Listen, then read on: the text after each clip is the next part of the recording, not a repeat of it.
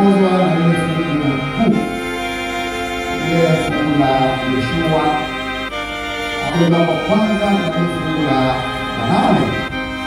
Lakini ile fungu naomba tukumbushe kidogo msomaji. Yes, tukumbushe kidogo ile fungu kabla tutasoma kabisa pale. Fungu linasemaje? Yoshua 1 mstari wa 8, na Bwana anasema, ndio, kitabu hiki cha Torati kisiondoke kinywani mwako, ndio, bali yatafakari maneno yake mchana na usiku, upate kuangalia kutenda sawasawa na maneno yote yaliyoandikwa humo. Maana ndipo utakapoifanikisha njia yako, kisha ndipo utakapostawi sana. Ndipo utakapostawi sana, ndipo utakapoifanikisha njia yako, ndipo utakapoifanikisha njia yako, ndipo utakapostawi sana sana sana sana. Somo lina kichwa tunasema mafanikio. Bwana Yesu asifiwe. Mafanikio. Basi tuombe. Mungu muumba mbingu na nchi, wewe ndiye ambaye ulitumba kwa kusudio lako, lakini hata uko hapa masaa haya ni kwa kusudio lako pia. Kusudio lako lile lile likatimie katika masaa haya tunapoenda kujifunza neno lako. Roho Mtakatifu akae pamoja nasi katika jina la Yesu. Amen. Bwana Yesu asifiwe. Mafanikio ni kitu gani? Mafanikio ni nini?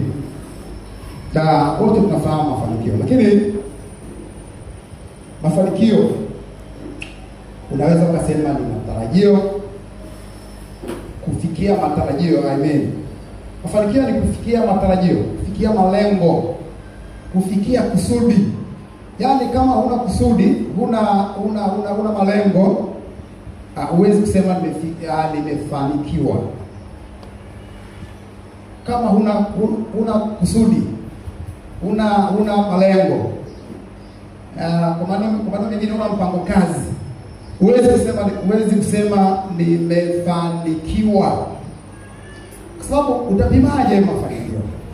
Utayapima kwa kusudio. Ukifika kusudio au ukifika malengo ambayo umejiwekea. Yawezekana katika kilimo, mwaka huu natamani nilime heka 2, na zile heka 2 kisha nilima basi nivune gunia 100 za mpunga au mahindi.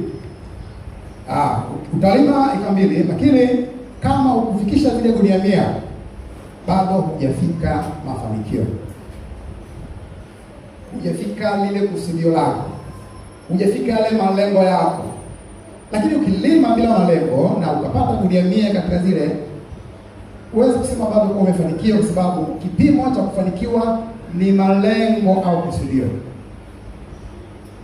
Uwe darasani, uwe sehemu yoyote, lazima basi uwe na lengo au kusudio.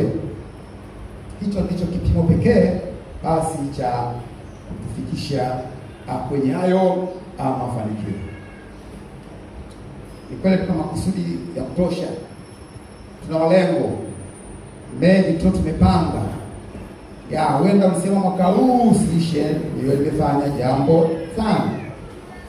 Huenda ikawa ni kazini, masomoni, kwenye familia zetu, mipango mbalimbali. Nazungumzia mbali mipango yetu binafsi ya kimaendeleo. Lakini pia huenda ikawa uliweka kusudio fulani katika kazi ya Mungu pia, kwamba mwaka huu natamani nifanyie jambo fulani Mungu. Hayo yote ni makusudio, ni malengo, ni mpango kazi. Na tunapofikia basi, tukitimiza hayo, tunasema yes, hayo ndiyo mafanikio.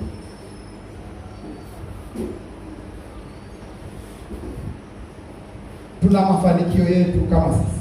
Tuna malengo na mafanikio yetu kama sisi. Inawezekana katika hizo nyanja ambazo nimezitaja za mmoja. Lakini pia inawezekana katika utumishi wa Mungu.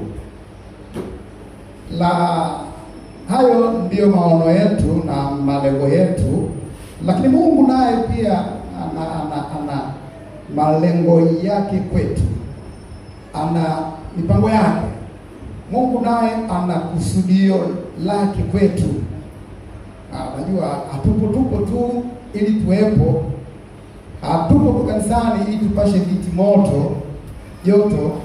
Hapana. Lakini Mungu alituumba tukazaliwa. Mungu kuna kusudio na Mungu huyu anatamani sasa kufikia katika mafanikio yale ambayo Mungu alitukusudia. Bwana Yesu asifiwe sana. Amen. Mungu anakusudia na sisi. Mungu huyu alituumba. Vijana wametumbia. Mungu ameumba viumbe kwa namna ya ajabu sana. Kwa namna ya kushangaza. Ametuumba pia na sisi pia. Lakini hakuumba tu ili huenda ikawa ni sehemu ya furaha yake Mungu, lakini liko kusudio pia. Mungu anapotuumba ni sawa na mtengeneza kifaa, labda niseme mtengeneza gari kiwandani. Gari lake analolitengeneza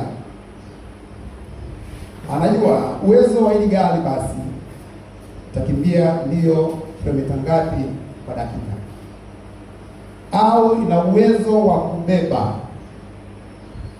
kitu chenye uzito gani, au kina uwezo hili gari na uwezo wa kuvuta kitu chenye uzito gani. Kwa hiyo yeye anatengeneza gari, anajua kabisa hili gari langu uwezo wake ni huu, na anatoa maelekezo pia kwa mtumiaji ajue kwamba hili gari tani 3 mwisho. Kama vile mtengenezaji anavyotengeneza chombo na akajua uwezo wake, ndivyo hivyo Mungu naye anatujua. Bwana Yesu asifiwe sana. Mungu hakutuacha hivi akatumba akatuacha. Lakini Mungu alitupatia uwezo, lakini pia anafahamu uwezo wetu. Kila kusudio ambalo liko mbele yetu, kila kusudio ambalo Mungu ameliweka lengo lake, tunao uwezo. Mungu ametupatia uwezo. Mungu hakutuacha hivi. Hebu tusome kitabu cha Mwanzo, msomaji wangu, Mwanzo 1 fungu la 26. Mwanzo 1:26. Neno la Bwana nasemaje? Mungu akasema, ndio, na tumfanye mtu kwa mfano wetu, ndio, na kwa sura yetu, ndio, wakatawale samaki wa baharini, ndio, na ndege wa angani, ndio, na wanyama, ndio, na nchi yote pia, na kila chenye kutambaa kitambacho juu ya nchi. Amina. Bwana Yesu asifiwe. Amen. Mungu akasema tumfanye mtu kwa mfano wa nani? Bwana Yesu asifiwe. Mmoja mbele. Sasa naongea hata watoto wananijibu tunajibishana kwenye kile kisa. Mungu akasema tumfanye mtu kwa mfano wa nani? Wetu. Amina. Sema tumfanye mtu kwa mfano wake Mungu, sura yake. Lakini alikuwa na kusudio. Yale yametajwa pale mbele yanaendelea. Lakini alianza kumtengeneza huyu mwanadamu ili aweze kukabiliana au kutimiza yale malengo ya Mungu hasa. Wakati mimi na wewe tunaumbwa, Mungu alikuwa na mpango tayari kwa ajili yetu. Alikuwa na kusudi tayari kwa ajili yetu. Na alituandaa kwa ajili ya kutimiza malengo. Kwanza malengo ya Mungu, sababu Mungu na malengo yake na kusudi lake juu yetu. Pili, malengo yetu. Ukisoma ile Zaburi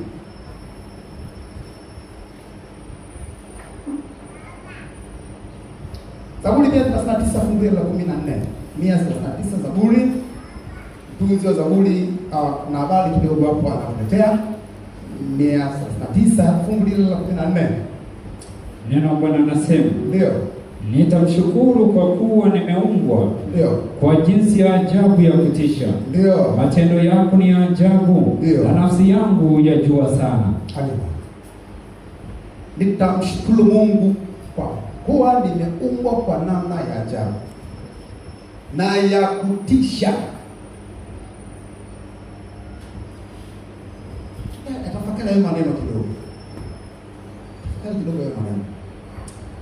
Mungu ametuumba kwa namna ya ajabu hakika. na ya kutisha.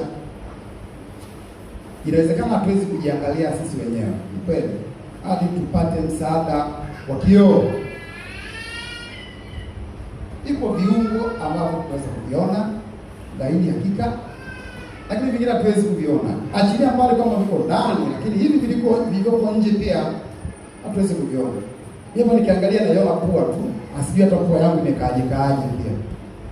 Hata ya macho yenyewe sijui yamekaaje. Sura yangu hata sielewi, sijui imekaaje. Lakini wewe ukiniangalia unajua ile pua imebonyea upande mmoja au imekaaje. Unapomwangalia jirani yako, ukimwangalia ndugu yako, tafakari kila kimoja unachokiona. Na kila kiungo ambacho unakiona katika mwili wa jirani yako, hata kwako pia.